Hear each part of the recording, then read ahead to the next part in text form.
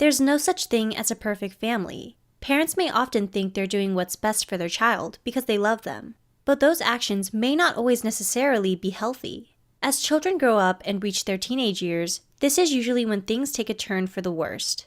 Arguments may be frequent, misunderstandings increase, and parents will begin to wonder what happened to the sweet child they used to play with. This is a concern commonly experienced, and we want to help be a part of the solution. Here's 8 effective ways that can strengthen parent-teen relationships.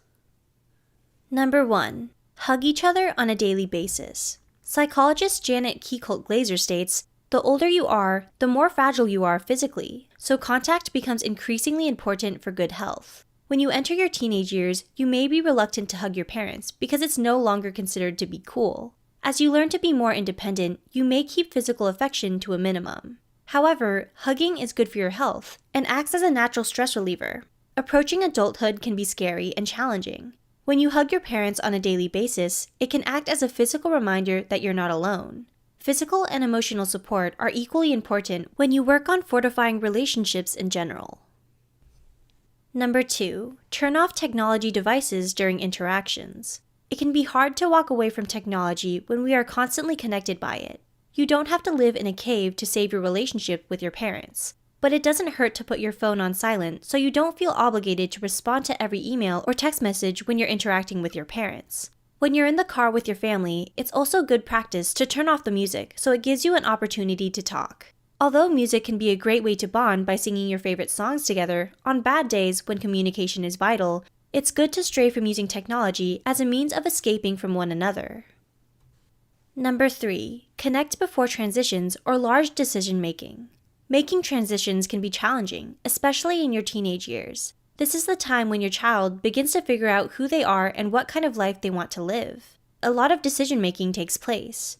There are going to be many days when they are uncertain about what direction to take. Don't hesitate to reach out and let your child know you are there for them. Give them advice and any insights you think will be helpful to them, but don't tell them directly what to do. Have them figure out what they want to do, but be supportive and understanding. Number 4. Make time to spend quality one-on-one time with each other. As you get older, more responsibilities tend to stack up on your plate. You start working more to build the skills you want for your desired career path, and your friends move away to chase their own dreams. You're no longer in close proximity with them, so you have to schedule compatible times to see each other. This makes it incredibly easy to put your family on the back burner when you're already juggling work with your social life.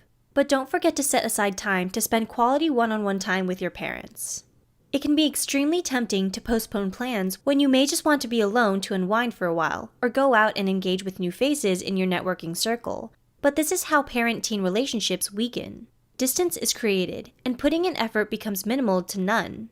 Sustaining a strong relationship with your parents can be difficult with increasing age, but ghosting them easily destroys it. It doesn't have to be a lot. You can spend 15 minutes each day to have meaningful conversations, or set aside an hour during the weekend and make dinner together.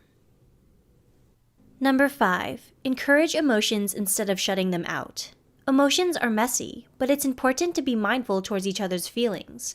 Don't be quick to dismiss them, especially during arguments. Regulating your emotions can be difficult when you are strongly affected by a situation. But keep in mind that a strong relationship is built upon the ways in which we communicate our emotions. If your child is hurting, don't be neglectful towards them. Even if the both of you have a hard time talking about the source of pain, emotions can be only put off for so long until they explode. Number 6. Listen to understand, not with the intent to react. When you're mad or disappointed in your child, it's easy to listen to them just to confirm your angry emotions. Instead of being quick to react, take the time to listen and understand where your child is coming from.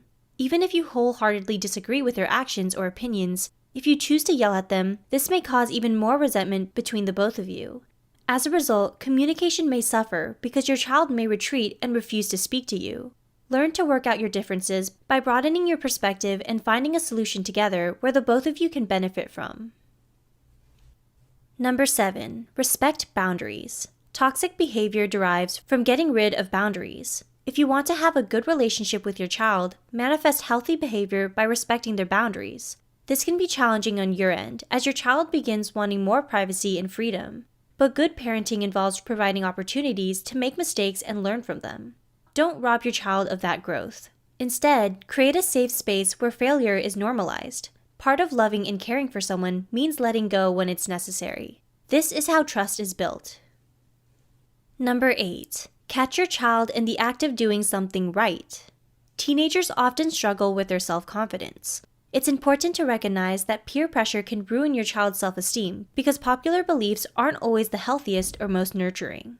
Don't add fuel to the hell they're trying to walk through.